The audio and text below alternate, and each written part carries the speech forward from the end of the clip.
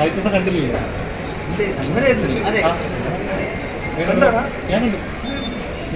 പിന്നെ പറയാന്ന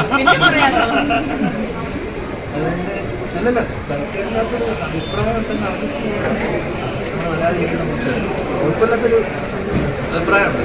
പിന്നെ ജസ്റ്റ് ഒന്ന് കണ്ട ആൾക്കാരൊക്കെ കണ്ടിട്ട് അഭിപ്രായം അറിയാമെന്ന് വെച്ചു നല്ലത് പറയണം. പടത്തിലെ തിയേറ്ററിൽ സെക്കൻഡ് ഹാഫ് തൊട്ടാണ് പ്രേക്ഷകർക്കൂടെ എക്സൈറ്റഡ് ആയിട്ട് ആ ഒരു ഇൻറ്റൻസിറ്റി ഉണ്ടാക്കുന്ന ഫീലിംഗ്. ചേട്ടൻ്റെ പെർഫോമൻസ് ആയാലും അങ്ങനെ ഇതേപോലത്തെ കഥാപാത്രങ്ങൾ ചെയ്യാൻ ഇച്ചിരി ത്രില്ലറായിട്ടുള്ള അല്ലെ ഹൈസ് ചെയ്യാൻ അല്ല ചേട്ടൻ്റെ പേഴ്സണൽ കാര്യം എന്തിനാ ഇഷ്ടമുണ്ടാവും? ഇല്ലില്ല, എനിക്ക് സിനിമയാണ് ഹരം, അറിയാലോ, ലഹരി.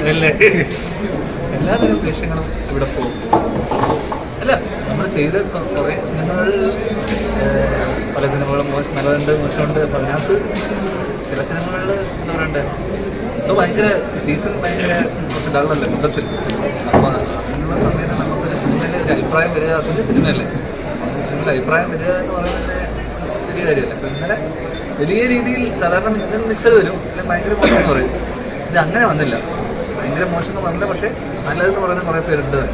അപ്പോൾ ഒന്ന് പുഷ് ചെയ്ത് പോയാൽ, അല്ലെങ്കിൽ കുറച്ചൊരു വേടൊക്കെ നോക്കിലൂടെ ഒന്ന് ആൾക്കാരൊക്കെ അറിഞ്ഞ് സിനിമ നല്ലതെന്നൊക്കെ അറിഞ്ഞു കഴിഞ്ഞാൽ ഒരു സ്ഥിരം കാണുന്ന ഒരു ടൈപ്പ് ഓഫ് സിനിമയിൽ നിന്ന് മാറിയിട്ട്, എന്ന് വെച്ചാൽ ഹൈസ്റ്റാണ്, നമ്മൾ ഒരു റിയൽ ഇൻസിഡൻറ്റിനെ ബേസ് ചെയ്തിട്ടുള്ളൊരു സബ്ജക്റ്റാണ്. അപ്പോൾ ആ രീതിയിൽ ഒരു ഇൻട്രസ്റ്റിംഗ് ആയിട്ടുള്ള തീമാണ് എല്ലാം കൊണ്ടും. അപ്പോൾ ഒന്ന് ആൾക്കാർ അറിഞ്ഞ് ഒരു അഭിപ്രായം അങ്ങോട്ടും ഇങ്ങോട്ടും ഷെയർ ചെയ്ത് വന്നു കഴിഞ്ഞാൽ കുറച്ച് ആൾക്കാർക്കൊക്കെ ഇഷ്ടപ്പെടാൻ സാധ്യതയുള്ളൊരു കണ്ടന്റ് ഉണ്ട് സിനിമയിൽ.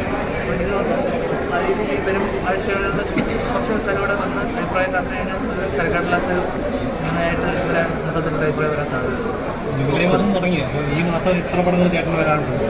ഈ മാസം ഇനി എസൻസ് സ്വാമി സാറിൻ്റെ പടമുണ്ട്, ഈ മാസം 26-നുണ്ട്.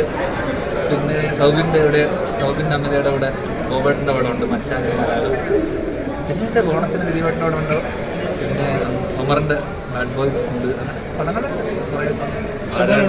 ആരാഘോഷം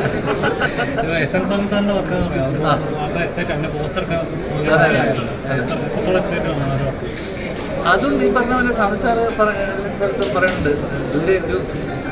ഇതൊരു പറയാത്ത സ്വാമി സാറ് 72ാമത്തെ വയസ്സിലൊരു സിനിമ സംവിധാനം ചെയ്യുമ്പോൾ അതിൻ്റെതായിട്ടുള്ളൊരു ഇമ്പോർട്ടൻസ് ഉണ്ട്, ആ സിനിമയ്ക്ക് സിഗ്നിഫിക്കൻസ് ഉണ്ട്. പുള്ളി ചെയ്യുന്ന സിനിമയാവുമ്പോൾ പ്രത്യേകിച്ച് ഈ പ്രായത്തിൽ. അപ്പോൾ ആ സിനിമ കണ്ടന്റ് വൈസ് ഇത് പറഞ്ഞ പോലെ ഒരു പുതുമയുള്ളൊരു സംഭവം പുള്ളി പറയാൻ ശ്രമിച്ചിട്ടുണ്ട്. അത് എത്രത്തോളം ഓഡിയൻസിനോട് ഇഷ്ടപ്പെടുമെന്ന് എനിക്കറിയില്ല, പക്ഷേ സ്റ്റിൽ ഒരു പുതിയൊരു കോൺസെപ്റ്റാണ് പുള്ളി മുന്നോട്ടെടുത്ത് വയ്ക്കുന്നത്. പുള്ളിയുടെ സിനിമകളിലുള്ള ഒരു പാറ്റേൺ അല്ലെങ്കിൽ ഒരു പരിപാടി ഉണ്ട്, ആ സ്വഭാവമുണ്ട്. ഒരു ചെറിയൊരു ത്രില്ലർ സ്വഭാവത്തിലുള്ളൊരു സിനിമയാണ്, പക്ഷേ മർഡർ മിസ്റ്ററിയോ അല്ലെങ്കിൽ ക്രൈമൊന്നുമല്ല. പക്ഷെ എന്നാലും ആൾക്കാർക്ക് ഒന്ന് ഇരുന്ന് കണ്ടുപോകാൻ പറ്റുന്ന ഒരു സിനിമയായിരിക്കും എന്നാണ് എൻ്റെ വിശ്വാസം. ഓക്കെ.